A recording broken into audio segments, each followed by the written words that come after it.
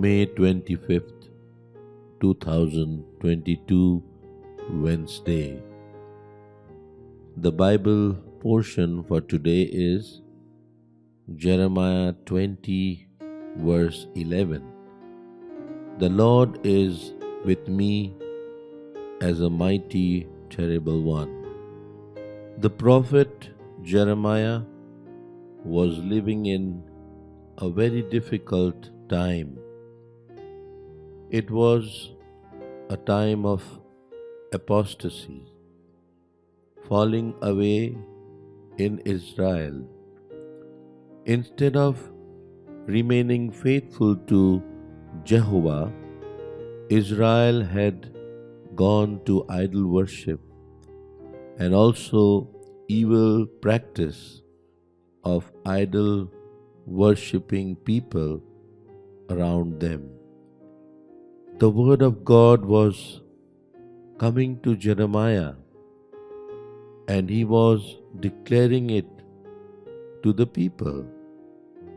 It was the Lord who was telling Jeremiah to proclaim. In Jeremiah 1:7, it is written, "But the Lord said unto me, Say not, I am a child, for thou shalt go to all that I shall send thee, and whatsoever I command thee, thou shalt speak." When Jeremiah gave the word of God, he had to face strong opposition and retaliation. In this chapter 20, verse 2, Pasur, the son of Immer the priest, smote Jeremiah and put him in the stocks. Even though Jeremiah suffered persecution, he was not deterred. In verse 4, Jeremiah proclaimed the judgment. In verse 6, it is told that even Pasur and all his house will go into captivity of Babylon, and there he and his friends would die and be buried, Jeremiah openly told to them. After boldly telling about the judgment which was to come, Jeremiah turns to God in prayer. In verse 7, he cries out, "O Lord." This word tells us Jeremiah was prayerful. This was the right thing to do in such a time. We see he pours out his heart to God.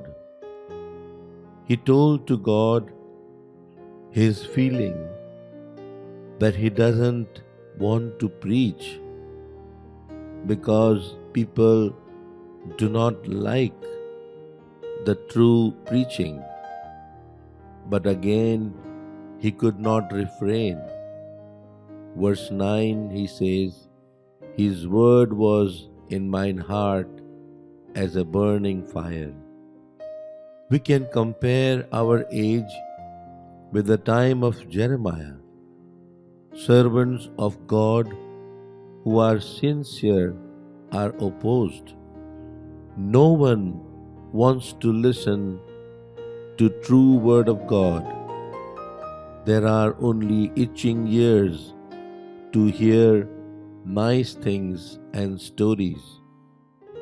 Those in the ministry need to encourage themselves from the life of Jeremiah.